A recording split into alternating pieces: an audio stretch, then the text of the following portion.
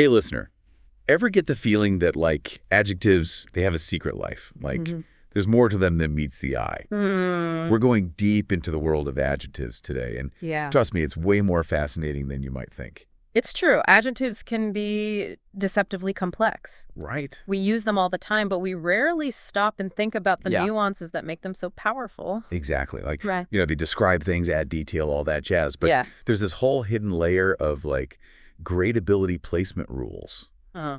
And even words that change meaning depending on how you use them. It It's is. kind of mind-blowing. Yeah, and understanding those nuances can make a huge difference in how you communicate. Oh, for sure. It's like the difference between throwing paint at a canvas and carefully crafting a masterpiece. Okay, love that analogy. Mm. So let's start unpacking this masterpiece, shall we? I was thinking about this the other day. Like, why do some adjectives work with very, and others just sound weird? Yeah. Like very beautiful, sounds fine, but very unique, just feels off. That's a great observation. It all comes down to the concept of gradability. Okay. Some adjectives, like beautiful, are gradable, meaning they have degrees.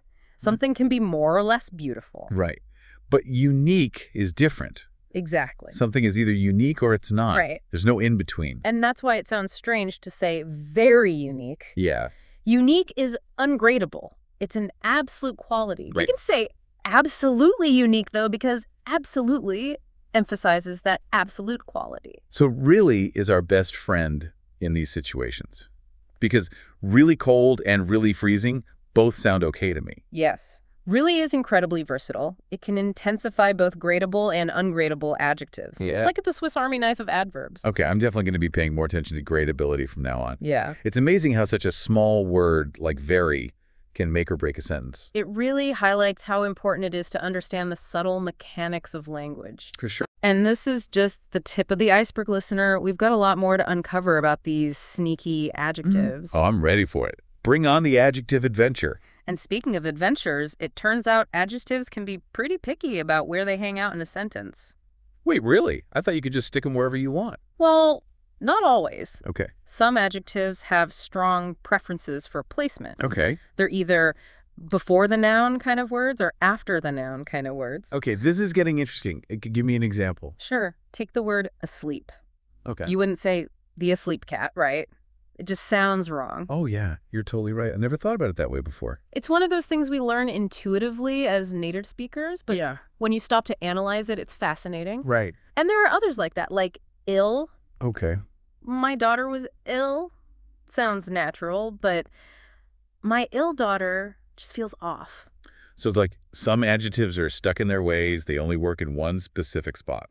Exactly. It's all about what sounds natural and what has become established over time in the English language. Uh-huh. We might not consciously think about it, but our brains have internalized these patterns. Wow, language is so much more complex than we realize.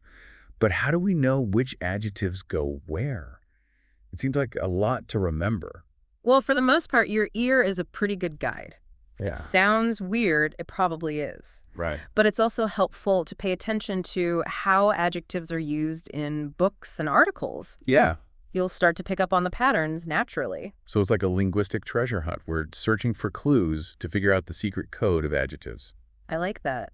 And the more you pay attention, the more skilled you'll become at deciphering the code. Yeah. You'll start to notice subtle differences in meaning depending on where an adjective is placed. Ooh, this reminds me of something else I was wondering about. Like sometimes the same word can be an adjective in one sentence and something else entirely in another.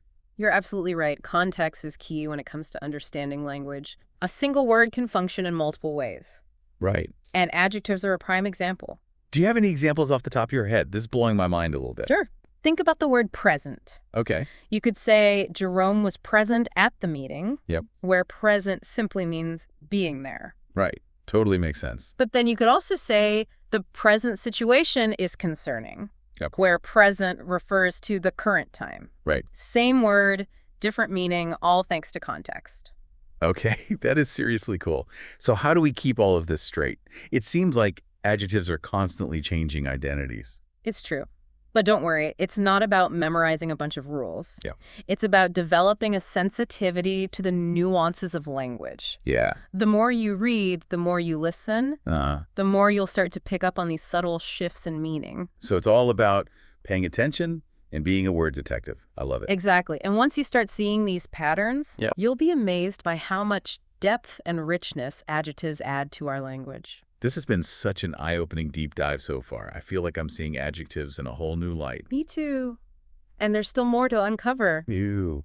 In the next part, we'll explore how these sneaky adjectives can actually have different meanings depending on whether they're gradable or ungradable. Okay. It's going to get even more fascinating. I can't wait. This adjective adventure is getting better and better. Okay, my brain is officially buzzing with all these adjective insights. I'm ready for the grand finale. What else have you got for us? Remember earlier when we were talking about how some adjectives are gradable and some are ungradable? Yep, totally. Very beautiful versus absolutely unique, that whole thing. Well, it turns out that gradability can actually influence the meaning of an adjective as well. Wait, what? Really? I thought it was just about whether you could use very or not. It's a lot more nuanced than that. Let's consider the word professional. Imagine someone saying, she handled the situation in a very professional way. Okay, so in that case, professional is like a skill, something you can be more or less of gradable, right? Precisely. But now imagine someone saying, she's a professional tennis player. Ah, okay, now it's just a fact. She plays tennis for a living. Yeah. No, very needed. So it's like professional has two different personalities depending on whether it's gradable or ungradable. Exactly. And here's another example. He gave me a funny present versus I feel more present in this moment. Sorry. In the first sentence, present means a gift, a noun. But in the second, it's describing a state of being an adjective. Wow, so a word can be both an adjective and a different part of speech depending on the sentence? That's crazy. It is, and it highlights how context is absolutely key when it comes to understanding language. Right. We can't just look at a word in isolation. We have to consider its surroundings and the overall meaning of the sentence. This is blowing my mind a little. So what's the takeaway for our listeners? I think the biggest takeaway is to be mindful of the power of adjectives. They're not just decorations, they're essential tools for creating meaning and conveying nuance.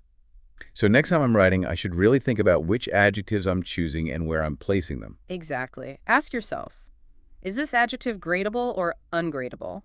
Does it have different meanings depending on the context? Am I using it in the most impactful way possible? Wow. I'm going to look at adjectives in a whole new light from now on. This deep dive has been incredible. It's been a pleasure exploring the fascinating world of adjectives with you. And with you, listener.